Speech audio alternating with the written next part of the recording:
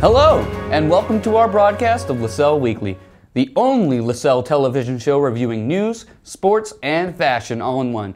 I'm your co-anchor, Robbie Rowe. And I'm your other co-anchor, Colin Froment. Let's begin with our weekly review. On Tuesday, the 26th, things got heated here on campus when SGA hosted a debate for the upcoming election. Jimmy Kapados and Caitlin Johnson went head-to-head in the debate as a presidential hopefuls. Also, Corey Zemke and Maggie Kluke battled it out for Vice President of Student Affairs. The debate also saw Olivia Tata, who was running unopposed for Vice President of Financial Affairs, and Rosa Del Carmen Gomez, who was running unopposed for Vice President of Academic Affairs. Over the weekend, Lasell's Drama Club put on their spring production titled The Strength of Women. The show consisted of two one-act plays that featured our very own Robbie Rowe, Adam Hallenbeck, and Virginia Bree. Let's go to Matt Berenson, who covered the event. My husband, please! I have not seen you in 10 years, wife. I slew a city to behold you again. I am innocent. Let me speak. Innocent! You bathe in blood! This weekend, I headed down to Yamawaki Auditorium, where Lasell College Performing Arts put together The Strength of Women, two one-act plays featuring the refugee women and trifles. While I was down there, I was able to talk to both directors, Lori L'Italian and Steve Bloom, who each directed one play. Lori took on the refugee women, while Steve Bloom decided to do trifles. Both these plays have a very deep meaning, and they both face topics that are still super relevant today. So I just kind of want to get your take on why you chose these plays. Well, partly just for the reason you said, that they are so relevant today. I chose Trifles because it's a classic American play by a woman playwright who wrote the play in 1916 about domestic violence and the solidarity of women who stand up to this kind of patriarchal oppression that they live in, and it's way ahead of its time. It now seems highly relevant in the last few years to the Me Too movement, so it seemed like a good time to try to bring it to the Lasell stage. I wanted to highlight, since Steve had chosen Trifles and he had already had that idea. It's a really beautiful classic play, one of the first feminist plays, really. So to continue that theme, this is a much more contemporary play, was written in 2017. So it still shows the strength of women and how women still deal with a lot of the same hardships, but how we've learned to rise above over time. I was also given the chance to talk to some of the cast of the play and got their opinion on what the play meant to them, as well as what they hoped the audience would take away from the evening. So is there something that you learned in particular that really resonated with you? Something that after looking at these scripts and learning about the story that you are totally looking at a completely different light now? So yeah, I mean, personally, both shows are kind of foreign to my personal life. For the first one, it was just very interesting to kind of learn how to carry myself as a woman would back in, the very early 1900s. They have to be silent, they have to be very domesticated and very in the background. I feel like nowadays it's very, very common for a woman to be just up in the front, shining very brightly. But in this show, me and Emily really have to work on kind of fading into the background and then only coming up when the men have left the scene, left the stage. So that's kind of a weird sort of reservation that I'm not used to as someone who grew up now. Dirty towels? Wow, not much of a housekeeper, would you say, ladies? There's a great deal of work to be done on the farm. To be sure. And yes, I know there are some Dixon County farmhouses that do not have such roller towels. Those towels get dirty awful quick. The men's hands aren't always as clean as they might be. Loyal to your sex. I see. Along with both plays, each evening ended with a talkback, where the audience was able to ask the cast questions and discuss all the topics talked about throughout the evening. This gave the Lasell community a chance to talk about all sorts of topics, from refugee women, domestic violence, and how women have been treated all throughout history and even today. I guess really the biggest message I see is that domestic violence is ageless. It's really describing, what it was like, and we're bringing it to 2019, over 100 years later now. And there's a lot of hidden messages in this show, but I feel like, beating domestic violence is a really big one in this one. Coming together as women, as humans, as people on this earth, and treating each other kindly and with respect and taking care of each other when you see that somebody may not be okay. It's okay to go up to them, and in fact, it's kind of our responsibility to do that and take care of each other. It was a very educational and profound evening, and I feel very lucky to have been able to witness it. For Lasell Weekly, I'm Matt Berenson. Back to you, Robbie and Colin. Now, let's take a look at what is coming up this week at Lasell. Today marks the start of CAB's Spring Fest Week. CAB is kicking off the week with Giant Twister and cupcakes in Arno tonight, starting at 8 p.m. And tomorrow, SGA is holding their annual elections. You can vote online through My Lasell starting at 7 a.m. tomorrow, and polls close at midnight. We have Jimmy Kapados and Caitlin Johnson joining us in the studio today to deliver one final message. Hi everyone, my name is Jimmy Kapados and I'm running for Student Government Association President. I'm a junior communication major concentrating in public relations, and I chose to come to Lasell because I saw that every student had the opportunity to receive not only an excellent education, but could be part of a community of intergenerational learners from a variety of backgrounds. My first year, I had created the goal that by the end of my 4 years here, I would have made a difference in someone's experience at Lasell. And I intend to do just that. I've lived this goal in my involvement at Lasell and will continue to do just that so that all students will love Lasell as much as I do. So on April 2nd, I encourage all of you to go out and vote from 7 a.m. to 11:59 p.m. I hope that together we can lead Lasell to greater heights. Hi everyone, my name is Caitlin Johnson and I'm running for President of Student Government Association for the 2019-2020 term. I'm running because I have a passion for Lasell, to assure all student voices can be finally heard and that students are able to have a resource on campus they feel comfortable going to. Being a junior here at Lasell, I have devoted my time to orientation, serving as a leader and a coordinator, as well as through my work in admissions and being a peer mentor to our first-year students. I've been on SGA my entire time here at Lasell, and I have been able to see aspects of the organization that have worked well and parts that need to be improved on. Lasell is a place I love, and I want to serve back to this community by being able to help the student body achieve the higher education they desire.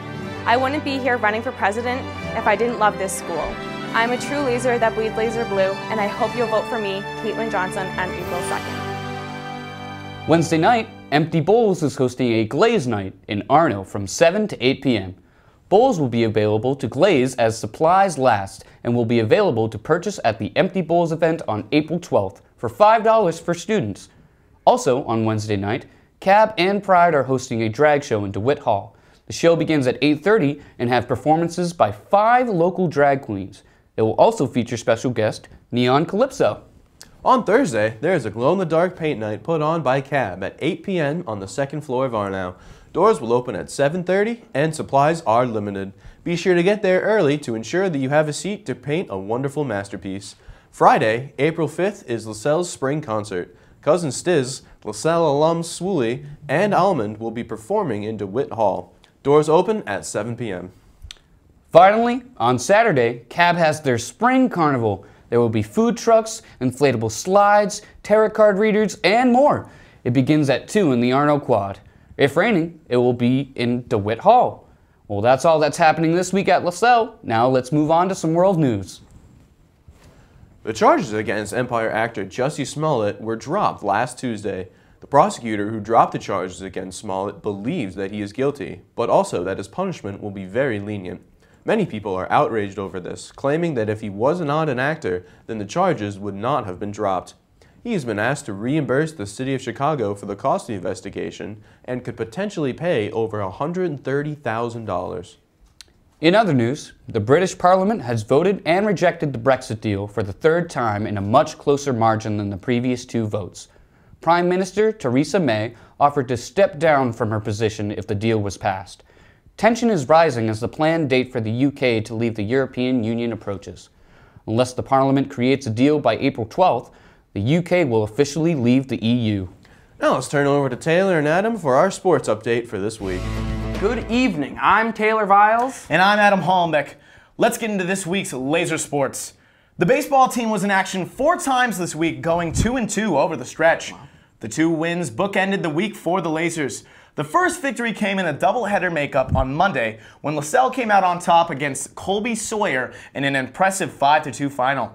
The pitching for Lasell was electric as Zach Hansdell went the complete 7-inning game, striking out 10 and only allowing 2 hits and 1 earned run. Evan Mahalik and Wyatt Savoen each recorded 2 hits for the Lasers. Yeah, it was a truly remarkable pitching performance in the first contest of that doubleheader. The other win of the week for the baseball team came on Wednesday when the Lasers took home a 4-0 decision over Curry College. This game was also about pitching as Lasell received 8 shutout innings from junior pitcher Chris O'Connor. O'Connor allowed 6 hits and a walk, but posted a 0 in the only category that mattered. The offense in this game came from all through the Lasers lineup, but was accentuated by a double and a triple from junior catcher Joe Sullivan. He also notched an RBI. A very incredible performance for a catcher. With the win, the baseball team improved to 1-1 in conference play and a 10-7 overall record. The women's lacrosse team lost just their second game of the year on Wednesday in a contest at Regis College by a final score of 11-10.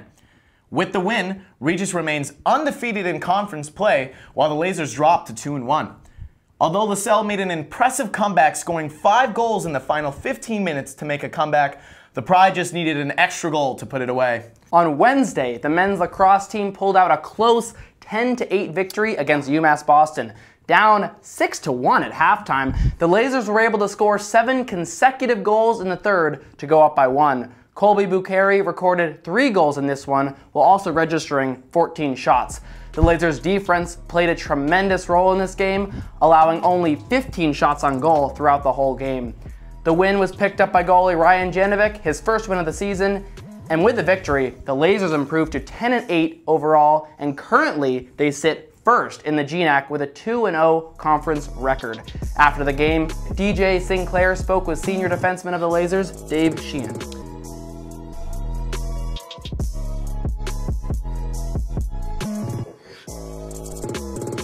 Hey Laser fans, we're here with David Sheehan, captain of the Lasell College Lasers men's lacrosse team, who had an impressive comeback today in the second half. What was the difference at halftime? We knew they were going to be a good team. I think they just got out to an earlier start than we did. We knew we were capable of coming back. I thought we were getting a lot of opportunities on offense. We just came down to sticking them. We came out in that second half. We just stuck a lot more than they did, so we started it. Was there anything that head coach Bill Mason told you guys at the halftime? We showed a lot of resilience all year, and I think that this was just, he told us let this next half kind of define our season, and I think we did that. We dug deep and we came out with a win. An impressive winning streak now. What do you look forward into the next game? We got an in-conference opponent, a really good opponent, team that played us a really good game last year. Looking to get another home win again. All right, thank you very much. Thank you. On Thursday evening, the volleyball team lost in 3 straight sets to Wentworth College. Although the ending looks rather lopsided, the Lasers put up a hard-fought match, losing each set by 5 points or less. Sophomore Connor Leary-Watson led the attack for the Lasers, registering 7 kills and a 750 attacking percentage. The next home game for the Lasers is on Tuesday, April 2nd, against Springfield College. Yeah, it was a tough loss for the Lasers. They were just trying to get their teamwork down and just had some unlucky bounces, not fall their way. They're going to have to step up their game for the nationally ranked Seals this upcoming Tuesday. It'll be a tough test for sure. I think that's all we got today for sports for you guys. I'm Taylor Viles. And I'm Adam Holmbeck, and that's what's been going on this week in sports on campus. Back to you, Rob and Colin. On this week's Fashion Spotlight, Ellie talks with Hannah Richards, who is preparing for the final fashion show of the year. Ellie? I'm here with Hannah Richards, a sophomore in fashion design. So Hannah, what inspired you to pursue a career in fashion design? Well, ever since I was little, I would always draw and color and make my own little outfits. And then as I got older, my love for fashion continued to grow. So I thought, why not make a job out of it? So, do you remember the first time you sewed or designed something? Yeah, the first time I sewed something was actually last year here at school, but before that I would always draw and design my own outfits, but never thought I would put them together. What's the first thing that you sewed here? So it was our top and skirt that we made first semester freshman year. What would you say your aesthetic is in your design? So my aesthetic kind of varies with whatever we're doing in class. It can go from streetwear to hippie and vintage, but like I said, it depends on whatever the prompt is. So what are you working on currently? So we just finished athleisure and now we're working on swimwear and on textile. So what are you doing for those projects? So right now, swimmer is kind of on a hold and I'm working on my non-textile. So what are you making for that? So I'm making a skirt and a top made out of pictures. And how do you go about creating your garments? So essentially we come up with 10 designs and then we talk to our professor and narrow it down to 3, and after we narrow it down to 3, we make a PowerPoint presentation with a mood board, a trend board, and then our 3 final sketches. And then from there we pick our one. Okay, cool. Well, I look forward to seeing your designs at the runway show. Thank you.